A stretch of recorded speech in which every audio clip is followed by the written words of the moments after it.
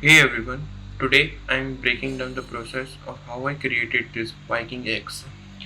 This project was a great exercise in balancing a simple mesh with high detail texturing. Here's how it came together. So let's start with the modeling. I used the reference image I downloaded from the internet to make the blade and handle. I didn't want to add that much detail on the base mesh because I want the textures to do the heavy lifting for this one.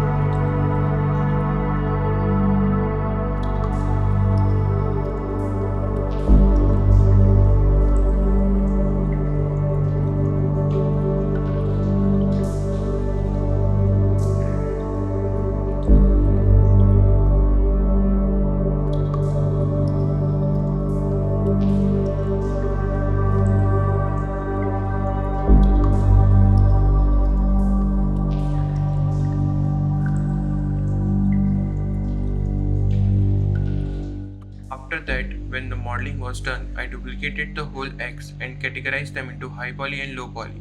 After that, in the low poly model, I deleted the unwanted edges and kept the silhouette of the model as same as the high poly model, so that afterwards while texturing, we can bake those high poly model details into low poly one.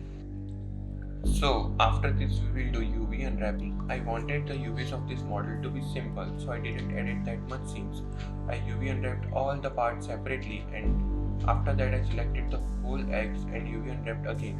I manually layouted the UVs so that they do not overlap each other and we don't get any artifacts while baking.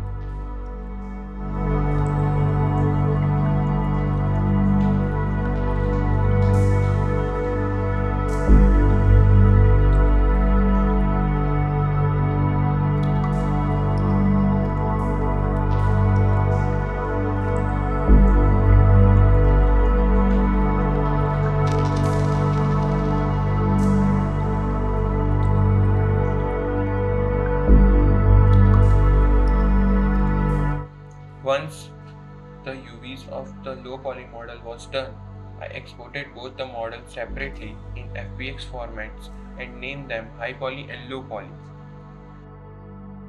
So let's start with the main part, texturing. First we will bake the maps, and for that these are my settings. I baked the maps in 2K resolution and imported the high poly model for baking and changed the subsampling rate to the max. And then after, in ID map I changed the color source to mesh ID, and then in ambient occlusion I increased the secondary rays to the max and did the same thing in curvature and thickness, and then baked the selected textures. Now for the texturing, this was the main focus on the project. I have a specific tip for whenever you are working with the wood. Never stick to just one color. In real life, wood is a natural mix of tones. To replicate that here, I didn't just use a single base color. Instead, I layered it with the base color, mid-tones and dark tones. I started with the wood plane material and layered it 3 times. I used a dirt generator and levels on each layer to shift the color slightly so the foundation wasn't flat.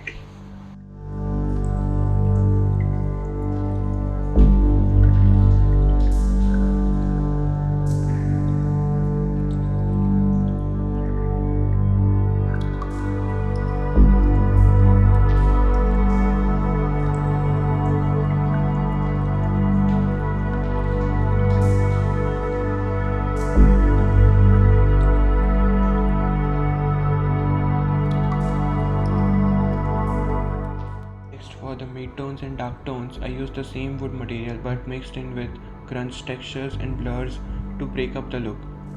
I put those in the folders and manually painted where I wanted the different tones to hit.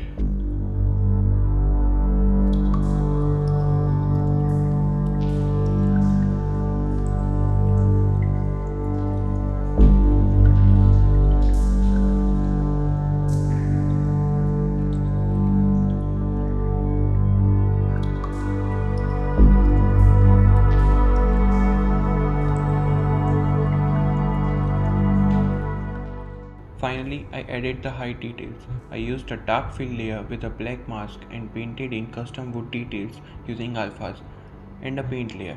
To make the texture react to these alphas, I used an anchor point. I plugged that anchor point into a dirt generator with micro details enabled.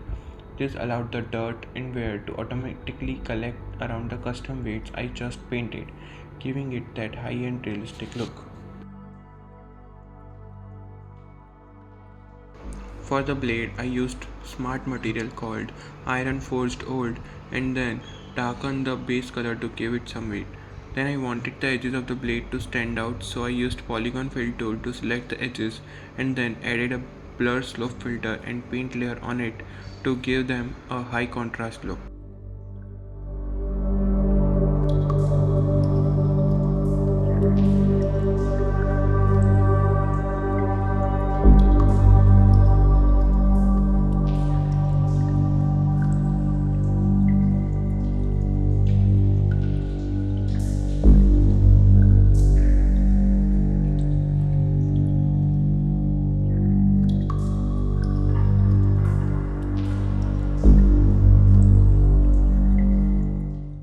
Then next, I painted the custom details and ruins on the side using alphas on a new height layer.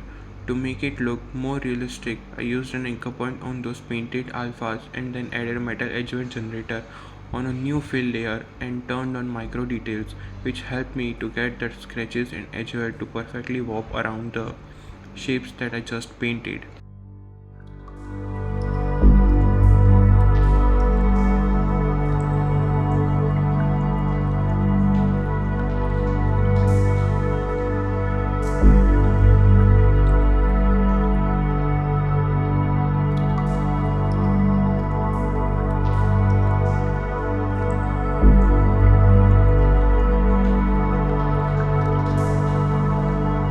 So guys, this is how I built the Viking Axe. It was all about layering the details until it feels like it has a history. So thanks for watching.